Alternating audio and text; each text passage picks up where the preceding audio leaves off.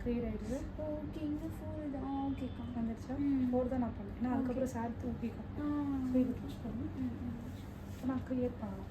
எப்படின்னா எனக்கு லைன்ஸ் ஆகிடுச்சு, அதை நான் ப்ராப்பராக செக்யூர் பண்ணேன். ஸோ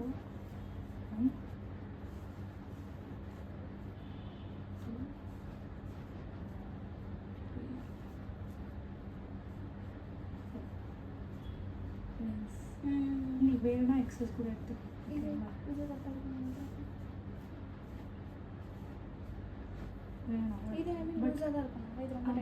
இது வந்து இது எப்படி பண்ணணும், டைட் பண்ணணும்.